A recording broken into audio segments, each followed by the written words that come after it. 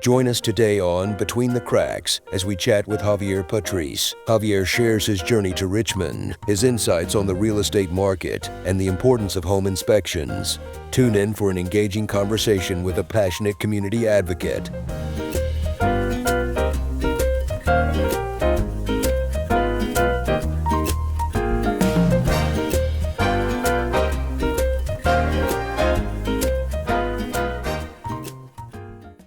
Hello, everyone, and welcome back to another episode of the Between the Cracks podcast. I'm Madden. And I'm Matthew. You're Matthew? Oh my gosh, we're changing identities We were today. just talking about we had to change things up. So I'm changing it up. Okay, I'm gonna introduce myself as Madden O'Neill next time. All right. Okay, so today we are joined with Javier Petriz, who is a local real estate agent with the Cabell Childress Group of Long and Foster.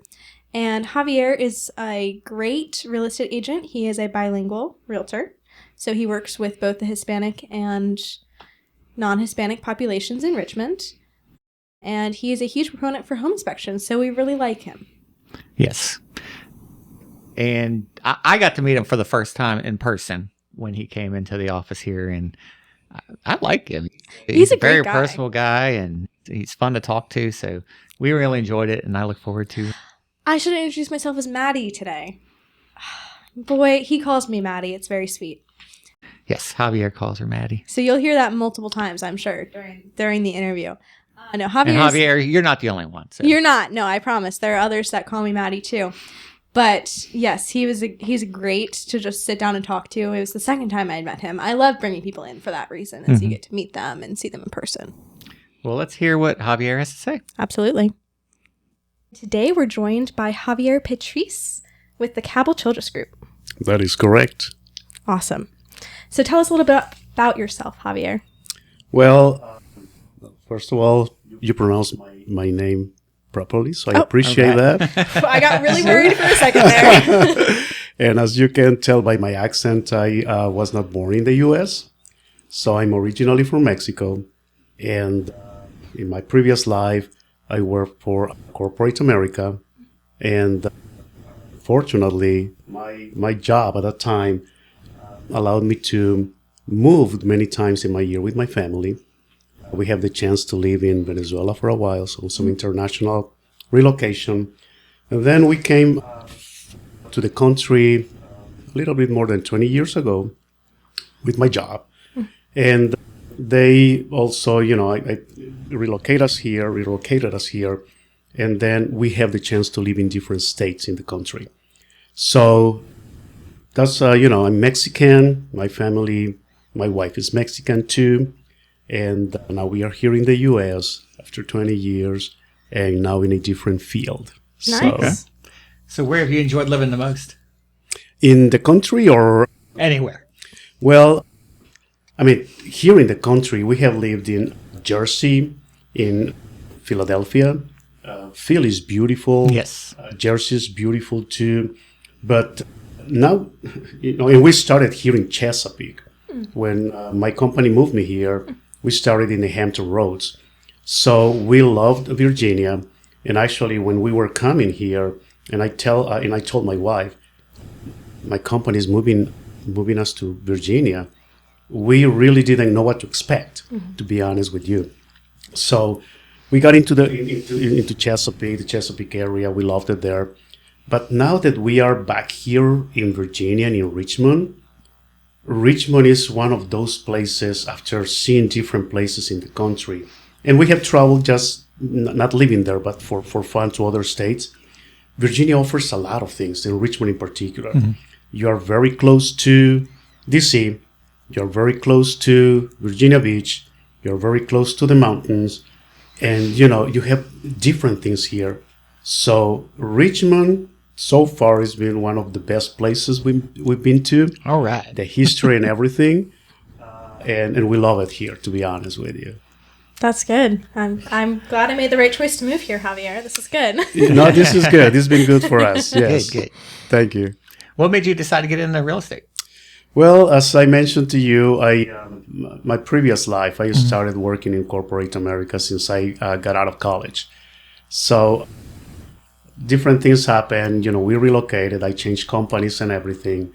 And when the COVID situation happened, I think that many people started, reevaluating things. Yeah. And after almost 30 years working in corporate America, I decided to, leave that part behind. My wife was already in real estate, and I said, well, let's work together. Let's see what that's going to be about, how that's going to work for us, not only seeing each other every day. And That's a strong marriage right there. Yeah. And we've been married. This is going to be our 30th year. So Very nice. And different things have happened in our life. But, I decided to live the corporate employee type of life that I had to start the venture with my wife and building our business together. And as I mentioned to you, the chance that we had in my previous life, we moved to different places. We bought different houses. We sold different houses. So we got very familiar with the whole process. And actually, my wife started in the business because she got so familiar with the process, so savvy that other people were, started asking her for advice and things like that. So she goes, okay, if I'm doing this, why not to do it for money, right? I feel like I've heard that before too. Someone said that to us. Yeah, that's actually a common reason. Yeah, is people just get familiar enough that they're like, we got familiar with all Why am I paying this. somebody else to do this? I can do it. Right, we can do it. We can help other people. So she started in the business, and after a while, we said, well, let's do it together. So evidently, she's the boss. We work together. We are, we decided to work with Long & Foster, which is one of the biggest companies, not only here in our region, but in the nation and in the world. And we decided to join one of the biggest teams, one of the strongest teams here in Richmond, which is the Cable team. And it's been working for us. So that's the way I got it into the business. And now we are building our business together. Very nice. Yeah, that's good. I mean, you guys have a great office over there too. I was really enjoying when I went and visited the other day. You guys seem to have a lot of fun things going on there. Yeah, I'm glad that you had the chance to see where we live over there. Now I had the chance to see where you live over there. Yeah, now you're over here. I know, it's good. So you've been in real estate for almost 4 years? 4 years. 4 years? Okay. How do you think it's changed over the last couple of years? Well, I mean, as the saying goes, right? Change is the only constant. And we are seeing it not only in the real estate field in the past years, but, every day things are changing, one way or another. And in particularly these past years or in the field, as I mentioned to you, we moved to the country a little bit more than 20 years ago. That was 2003. We experienced the 2007-8-9 crisis. Fortunately, in our case, we were not personally impacted, but we saw it in the real estate field. We saw the coming of the internet now that we are in the field, and some people were mentioning, oh, the internet is coming, how that's going to work. And then big companies started to get into the field, electronic companies, right? So every time we are experiencing change constantly, and we have survived, we have managed. So now, I got into the field during the pandemic. A lot of things change. We have to show properties virtually, so we have to adapt to manage things not in person, but virtually. So that was a big change. And for some customers, and for some agents, the thing was like, how can we manage all this? And we did. And now we are offering that as part of the portfolio of options for the clients. Nice. Some people are relocating to Richmond from different geographies. Yeah. And then we say, hey, no worries. We can offer you a virtual tour. And we got very, very efficient in managing the virtual tour. So we can actually show a property, I believe, in a good way, like being in person. Yeah. So now, things are changing. Companies, different things from the commission standpoint and things like that. So I think that change is going to continue happening. It's going to be just how we, in general, adapt to the situation. It's going to be a certain period of time when things are going to be perhaps a little bit shaky until they balance again. And I'm sorry that I'm hitting the mic over It's all here. right. Don't worry about it. So I talk with my hands. That's why I do this right here. I do too. I talk with my hands. So it's just a way to see things, understand how we can manage them, adapt, and go on. So, I mean, I hope that answers the question, absolutely. Maddie, but, change is happening all the time. Yes, definitely. Just even in the past year, I've seen some changes going on in the real estate world, and it's very, very interesting. It is. Seems like it's a consistent thing where it's just going to continue to change. So I know you and I have previously talked a little bit about your online marketing strategy, and you've been trying to build that. And I've looked at your social media. It's definitely, you do a lot of videos, and that's really important. Well, I appreciate that first that you're watching those. And as I mentioned, I started working with my wife. She started earlier than me, about 4 years together. And when we got into the business, or I got into the business, we analyzed the situation, and we realized that a lot of people, and particularly younger generations, were doing a lot of things online. So we said we need to have a stronger presence online. So as part of the strategy, we decided to be more constant, more diligent in producing information for the people and being in social media. So fortunately, in our team, we have a marketing manager, and she helps us with producing the content. I am personally heavily involved in the content and making the scripts and everything. But she helps in editing the whole thing and posting it in our social platforms. I know that we are in almost every platform. Yes.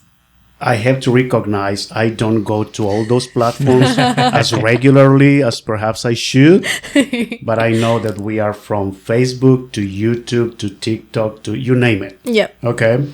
So it's good to have a marketing person that can help in putting all that into the social media. So we decided to get heavily in social media. And as I was talking to you before, taking the time to make it more consistent and producing content, it's an effort. No, definitely. It's an effort, but we are doing it. We decided to go that way. I like it that when I go and visit some past clients, they say, "Hey, yeah, I saw your clip," and things like that. So it's rewarding from that standpoint. For sure. So we are it's one of our strategies. And we are gonna continue doing it, and our focus is producing information that can help people making more informed decisions. That's the focus. Yeah. So if you see our clips is more like that type of content. Sometimes putting some clips about, we visited this place and we like it, and that's what we are producing. But so far, the content or the focus of the content is producing information so people can make better decisions. Absolutely. And I know you do some of them in Spanish. How do you decide which ones go in English and which ones go in Spanish? That's a very good question. We are, Spanish-speaking originally. So, and a good portion of our clients are Hispanic. Yeah. There's a growing Hispanic community, not only here in the region, but in the country. And, those people, our community has realized that they can also, they have the opportunity to buy a property in the country. Perhaps many years ago, that was not that clear, but they realized that. So we are, part of, again, the focus is to help our community.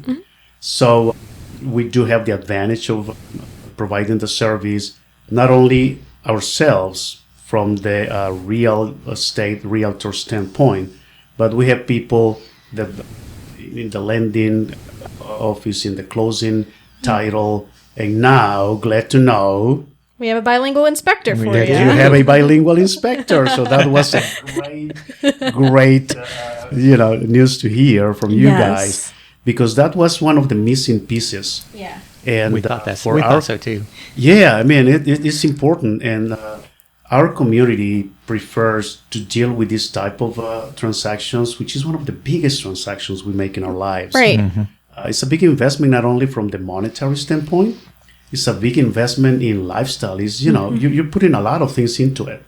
So having the whole transaction managed in our original language was important. So thank you. Yeah. Thank you for listening to us, for hearing to us, and now having a bilingual inspector. So the content is, we typically have the same type of scripts, and I usually do the clips in English. And Laura, my wife, Laura, she makes them in Spanish. So that's the way we decided. Gotcha. Sometimes we do the clips together. But in terms of not being, both of us doing it at the same time or something like that, she's doing it more in Spanish, I doing it more in English. And then sometimes we make some clips together. Gotcha. Not to make us talk about home inspections, but why do you think home inspections are important for your clients? Oh my gosh. Well, I was expecting to talk about home inspections being here, obviously, but as I mentioned to you, the investment in a house is one of the biggest, perhaps biggest or second to college. Unfortunately. Education costs that we have experienced already. But, it's a big investment. So if you want to invest, you're investing all this, you have to do it with your eyes wide open. And as I mentioned to you before, we truly believe in providing information and the best elements that we can for the people to make the most informed decision. So I see the home inspection as a key point in any real estate transaction. It's a buyer's decision. It's a buyer's right. So, but it's a buyer's decision to determine if they want to do it or not. And particularly with the past 2, 3, 4 years, because of the low inventory, people, started just waiving that part of their, in their offers. So it's a risk, yes, and I usually don't recommend going that way. But I present the options to our clients, right? This is the risk. You have your right. If you don't make an inspection, it's a bigger risk. Now, as in real estate, nothing is black and white. You have different options, and you can structure an offer with waiving part of the inspection in different ways. So that provides the people, the clients, with still exercising their right to have an inspection and then decide how much risk they want to take. Because at the end, it's a matter of how much risk you want to take. So that gives them still the peace of mind to have a home inspection, to understand what they are getting when they are, buying a house, and minimize the risk if for whatever reason, the house needs some repairs here or there. Right. So I see it as an essential piece of the transaction. I usually recommend having a home inspection and do it with a reputable company and getting a report, a comprehensive report that is going to give us the elements to make a good negotiation when dealing for any potential repairs. Yeah. Absolutely. Well said. Yeah, we appreciate your support of home inspections. It's definitely is. We think it's really important for the clients to know everything before they make that decision. Clearly, we think that. Yeah, clearly. You're in that business. The standpoint. And I do believe that too. Yeah. Yeah. And again, we are realtors. I'm not only an agent. My wife and I are realtors. And when I show a house, I usually take a look at the crawl space, right? I don't get into it. I don't go down there. But I take a look at it and see, there's humidity or not, smells, this or that. And I can at least say that to my clients. From what I can see without being an expert, this is what this is what is here. And they can see it too. But definitely, we need professional assessment of the house for they to have, again, best information for their decision. Right. Absolutely. Okay, so getting off home inspections a little bit, we do want to ask what some of your favorite places or your favorite place in Richmond is. I'm not gonna say that I have a one place because again, Richmond offers so many things. We like to go to the river, which is one of the essential things here to see. And as I mentioned to you, we like to take our little guy for some walks. We live in closer to Shore Pond, so the Deep Run Park. It's beautiful. It has different trails, so you can take a different trail every time. So it's like going into a new place every time. I really like the Deep Run Park. It's very Deep nice. Run is very nice. So, if you want outdoors, you can go to the river, you can go to, to the trail, you can ride your bike over there, you can walk it. So from that standpoint, we like that. But we also like to go to the Richmond downtown, like the Carytown area, and just go around. There are different places you can get a beer over there or get some food, fantastic places. Coming from Philly, and Philly is a great destination for foodies, I have to say. Coming here, it was like, are we going to get the same type of situation in Richmond? And I have to say that I was pleasantly, and I'm still pleasantly surprised to see the variety of things that Richmond can offer. And, different local places, chain places too, but, good food, good places to go. You have the vineyards where you have, the experience to go and get some wine over there. So, there's many places, Maddie. We just go, going around and experience what Richmond has to offer. And once in a while, we go to the beach, which is not too far away. No. You can go to Yorktown, you can go to Virginia Beach, go and come back the same day if you don't want to stay there. Sometimes we go to DC. So location is so good. Yeah. So good. But, great restaurants here, great breweries, great outdoor living, just going to the river, stroll around, get your feet wet. It's just, a nice experience. And museums. We love museums. Our daughter is an artist. So the Virginia Museum of Fine Arts is a great place to go. Every time that we have the opportunity, we go there. And we just recently got involved with the Valentine Museum, which is the first museum established in Richmond. I don't know if in other places in the country, but the first one. And they have access to other museums too. And we like going there. And I like making clips of when we visit some places. But, we like that, the cultural and history part of what Richmond has to offer. So we love that too. So every time every opportunity that we have to go to a museum or historic place or things like that, we are up to. I feel like we should ask you what you didn't like. I know. Well, it's okay, Matt. That question is selfish. I'm trying to make sure I hit all the important parts of Richmond. I can give you more recommendations of life. Okay, and then one of the final questions we typically ask everyone is, tell us about your favorite charity. Thanks for asking that. And, I do have one. I've been involved in this charity. Next year is going to be 20 years.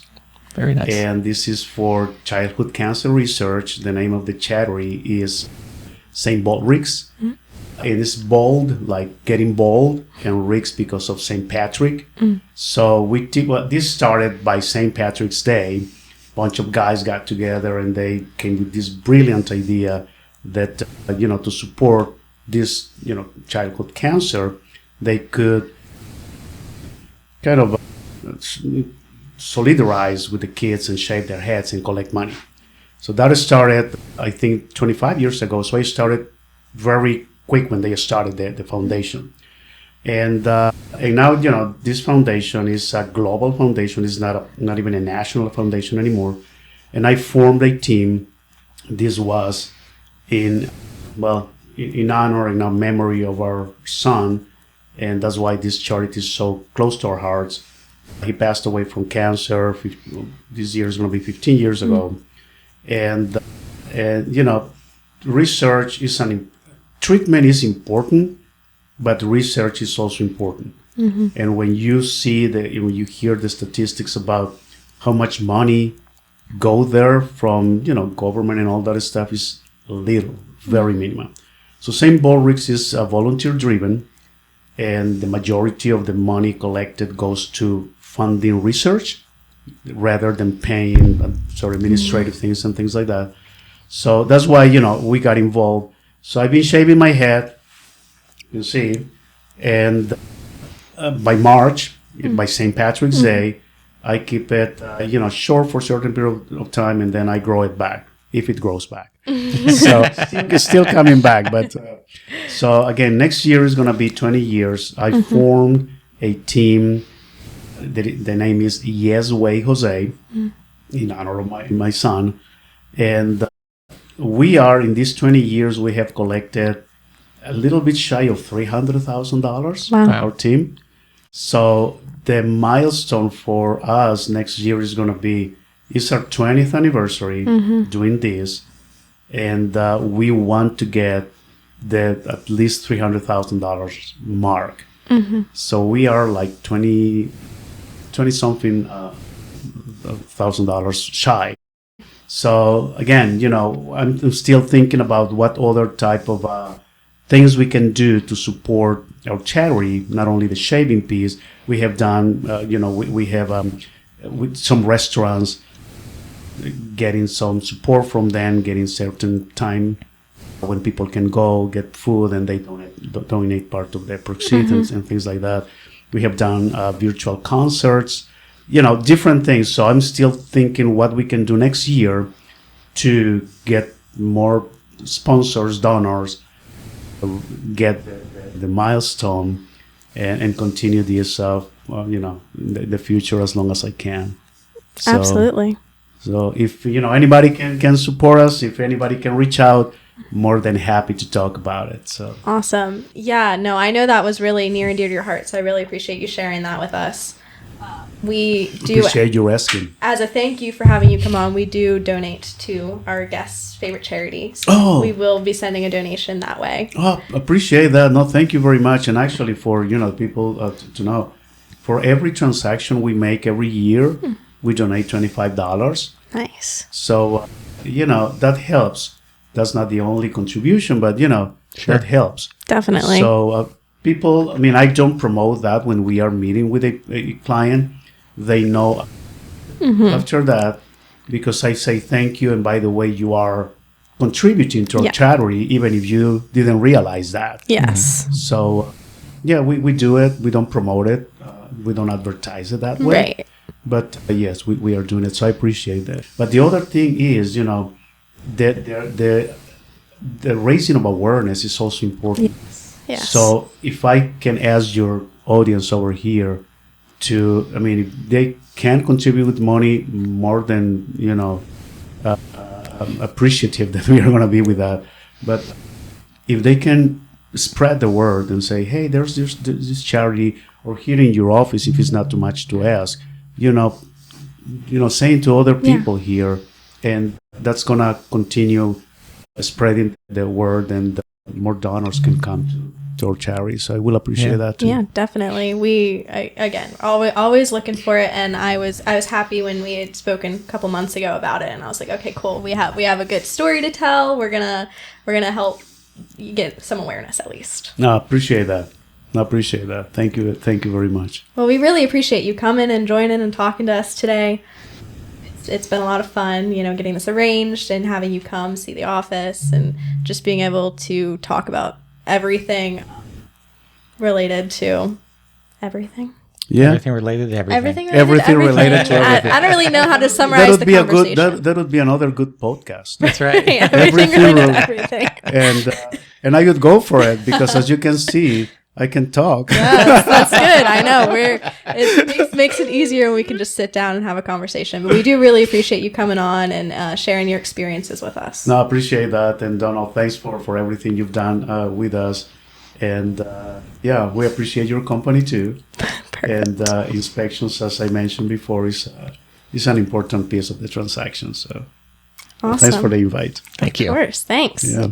We want to thank Javier for coming and speaking with us today. And I know one thing Javier is really excited about is the fact that we now have a bilingual inspector on staff. Yeah, Luis Hernandez is one of our newest inspectors. He's not a new inspector. He's just new to the Burgess Inspections team. And so he is bilingual, and he's a very personable guy. You're going to love to get to know Oh, absolutely. Luis is actually, he's primarily in our Northern Virginia location that we have. However, he does come down to Richmond and even to Charlottesville quite a bit, Yes. especially if a bilingual inspector is requested. He doesn't mind going anywhere. Yeah. So he's a great guy. He does that. He also he does all of our ancillary Ancillaries. services. Absolutely. He'll do mold. He'll do sewer scopes. Soon to be, he'll be doing radon. So. Yes. And Luis is he's so agreeable. He's like, oh, what can I do to help the team? He just has a great attitude, and we're really lucky to have him on our team now. That's right. He comes from the great state of Texas, too. That's a good plus. He came from Texas? He did come from Texas. Boy, I should pay more attention during our interviews. No, Luis he's just so nice to talk to. You guys will love doing inspections with him. We're very excited for Javier and Luis to meet so they can work together and help out some of Javier's clients who will benefit from having a Spanish-speaking inspector do their inspection for them. That's right. So if you're in need of a bilingual inspector, you can call the office and request. You can even request him online. If you don't see his name, put in the special notes. That's who you would like to get, and we'll work it out for you. Absolutely. No, I can't wait to start seeing him just do a ton of inspections and help out everywhere he's needed. That's right. Well, we want to thank you guys for tuning in again today, and Javier for coming and chatting with us a little bit about the real estate market and his family and his favorite charity. Thank you so much. Have a great day, guys. Thank you for listening to the Between the Cracks podcast.